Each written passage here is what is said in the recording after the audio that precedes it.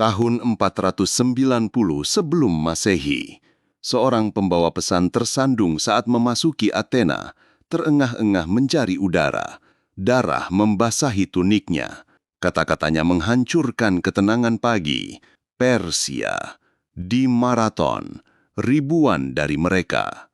Kekaisaran terbesar di bumi kini berdiri di ambang pintu kalian. Dan Athena hanya punya waktu beberapa jam untuk memutuskan apakah akan bertarung atau menyerah. Segala hal yang kalian ketahui, segala hal yang akan dicapai Yunani di masa depan bergantung pada satu pilihan yang mustahil. Raja Darius pertama dari Persia duduk di atas tahta yang membentang dari sungai Indus hingga Laut Mediterania. Kekaisarannya menguasai jutaan nyawa. Pasukannya telah menghancurkan setiap lawan.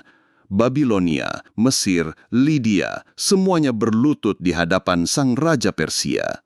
Kini, Darius mengalihkan pandangannya ke arah barat menuju negara kota Yunani, titik-titik kecil yang tidak berarti di pinggiran dunianya. Dia ingat bahwa Athena membantu para pemberontak di Ionia. Penghinaan ini menuntut hukuman. Mesin perang Persia bergerak dengan efisiensi yang mengerikan. 600 kapal menyeberangi Laut Aegeas membawa pasukan invasi yang menurut sejarawan kuno berjumlah puluhan ribu. Pakar modern memperkirakan ada 20 hingga 30 ribu infanteri dan kavaleri Persia. Melawan mereka, Athena mungkin hanya bisa mengerahkan 10 ribu hoplites.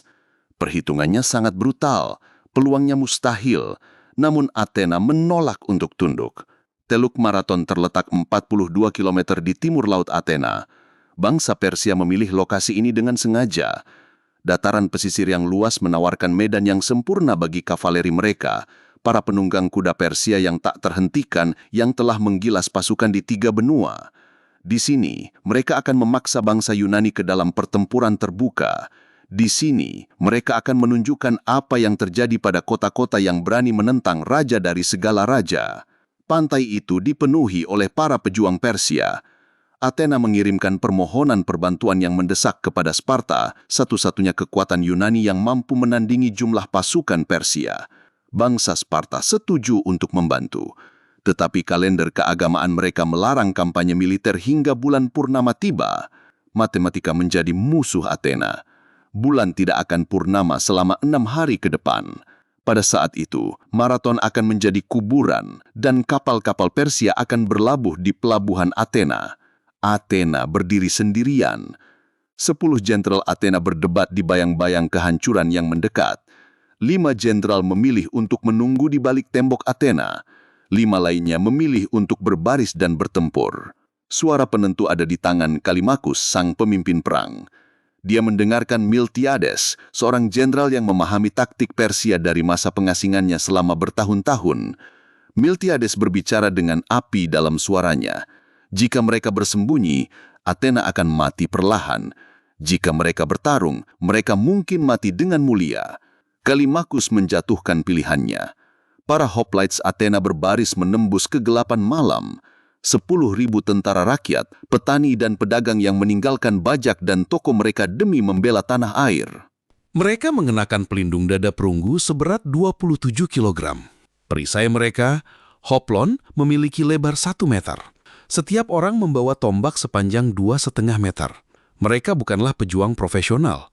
Mereka adalah warga Athena yang memilih kebebasan daripada ketundukan. Mereka mencapai Maraton saat fajar menyingsing. Kedua pasukan saling berhadapan di dataran luas tersebut. Pemanah Persia yang paling ditakuti di dunia kuno berdiri siap dengan busur komposit yang mampu menembus baju besi dari jarak 180 meter. Kavaleri Media dan Sitian menunggu sebagai cadangan, siap untuk mengepung dan menghancurkan. Infanteri Persia, pasukan abadi, membentuk barisan di tengah. Disiplin mereka telah menaklukkan benua. Jumlah mereka menghitamkan medan perang. Mereka tidak pernah mengenal kekalahan dalam pertempuran terbuka. Bangsa Yunani membentuk falangs, dinding perunggu dan besi mengerikan yang menjadi ciri khas peperangan Yunani. Perisai tumpang tindih dengan perisai. Ujung tombak menghunjam ke depan bagaikan hutan perunggu. Namun, Miltiades menyadari bahayanya. Bagian tengah pasukan Persia terlalu kuat. formasi tradisional akan hancur. Dia melakukan perjudian yang melanggar setiap aturan peperangan hoplite. Dia memperlemah bagian tengahnya dan memperkuat sayap-sayapnya. Hari-hari berlalu dalam ketegangan yang buntu. Tidak ada pihak yang bergerak. Bangsa Persia menunggu kavaleri mereka kembali setelah memberi minum kuda-kuda mereka. Bangsa Yunani menunggu bala bantuan Sparta yang mungkin tidak akan pernah datang. Miltiades memperhatikan dan menghitung. Dia tahu kavaleri Persia belum kembali ke medan perang. Momen ini, jendela waktu yang singkat ini, mungkin merupakan satu-satunya kesempatan bagi Athena. Dia memberikan perintah yang tidak diduga oleh siapapun. Serbu! Barisan Yunani menerjang ke depan. Bukan kemajuan terukur ala peperangan hoplite tradisional, melainkan lari cepat melintasi 1,5 kilometer lapangan terbuka.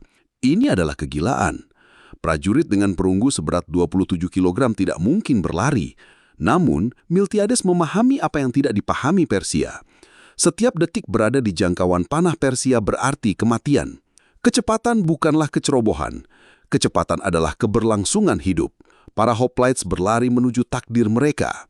Pemanah Persia melepaskan anak panah mereka. Langit menjadi gelap oleh ribuan batang anak panah. Ujung perunggu menghantam perisai, memantul dari helm, dan menemukan celah di baju besi. Prajurit berjatuhan, namun barisan itu tidak pecah. Bangsa Yunani melewati zona maut dalam hitungan menit bukan jam. Sebelum bangsa Persia mengisi ulang busur mereka, sebelum kavaleri mereka kembali, dinding perunggu falangs menghantam barisan Persia bagaikan ombak yang membentur karang. Bagian tengah Persia yang lebih kuat dan lebih dalam mulai mendorong bagian tengah Yunani yang diperlemah ke belakang. Inilah momen kejeniusan Miltiades atau justru kegilaannya. Bagian tengah Athena melengkung. Para pejuang Persia menekan keuntungan mereka, merasakan kemenangan sudah di depan mata. Mereka merangsak lebih dalam ke formasi Yunani, menghancurkan kepadatan barisan, mengejar apa yang mereka yakini sebagai musuh yang runtuh. Mereka tidak melihat perangkap yang sedang menutup di sekitar mereka.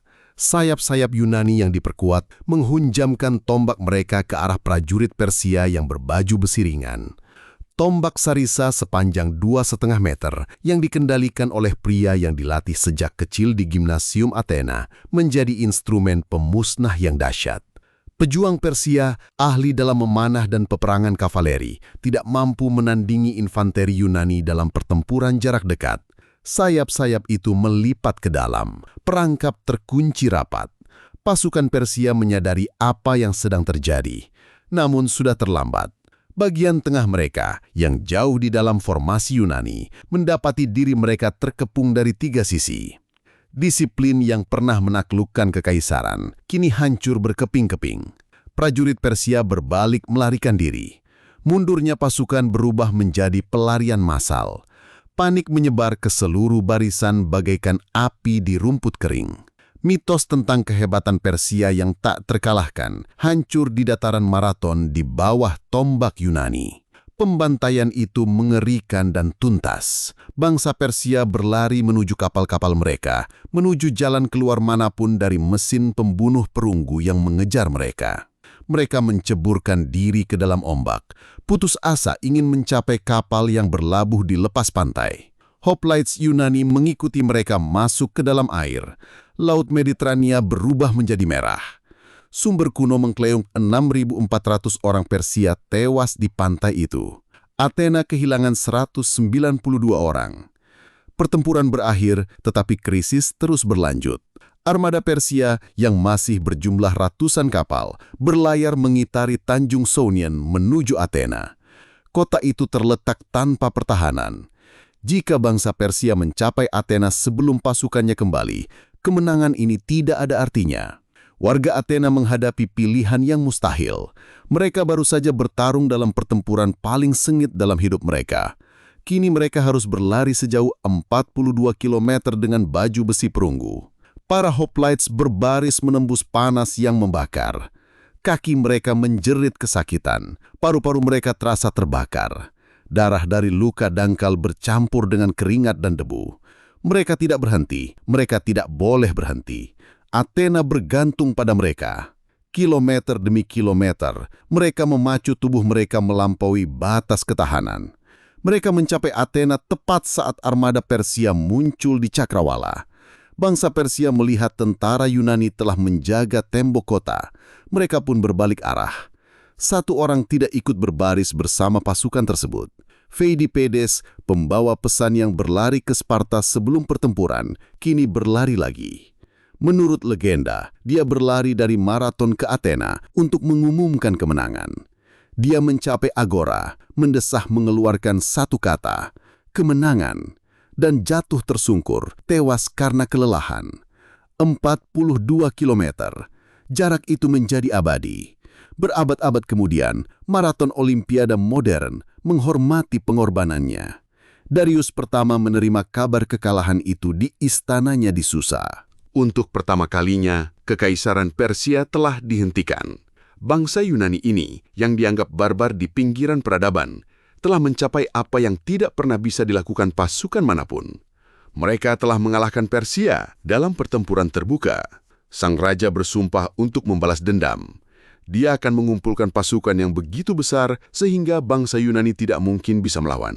10 tahun kemudian, putranya, Xerxes, akan mencobanya. Namun 10 tahun sudah cukup. Dalam dekade itu, Athena membangun angkatan laut terbesar yang pernah ada di Mediterania. Tambang perak di Laurion mendanai 200 kapal perang. Demokrasi semakin kuat.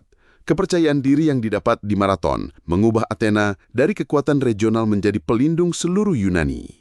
Saat Xerxes menginvasi dengan jutaan pasukannya, Athena sudah siap. Maraton memberikan waktu yang menyelamatkan peradaban Yunani. Pertempuran itu bergema sepanjang sejarah dengan cara yang tidak pernah dibayangkan oleh para prajurit yang bertempur di sana. Tanpa maraton, tidak akan ada zaman keemasan Yunani. Tanpa zaman keemasan, tidak akan ada Socrates, tidak ada Plato, tidak ada Aristoteles. Tidak ada demokrasi seperti yang dipraktikkan Athena. Tidak ada festival drama, tidak ada Parthenon. Fondasi intelektual dan budaya peradaban barat berhutang nyawa pada satu pagi yang mustahil ketika 10.000 orang Yunani menolak untuk menyerah. Kekaisaran Persia pulih dari kekalahannya di maraton. Ia tetap menjadi kekuatan terbesar di bumi selama 1 abad lagi. Namun sesuatu yang tidak bisa diubah telah terjadi. Mitos tentang penaklukan Persia yang tak terhentikan tergeletak hancur di sebuah pantai di Yunani. Bangsa-bangsa kecil yang mengamati dari pinggiran lapangan memetik pelajaran berbahaya. Kekaisaran bisa ditantang, tirani bisa dilawan. Kebebasan, bahkan ketika kalah jumlah 3-1, bisa menang.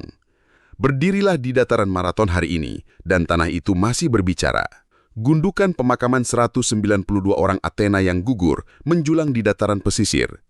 2.500 tahun telah berlalu, kekaisaran telah bangkit dan runtuh.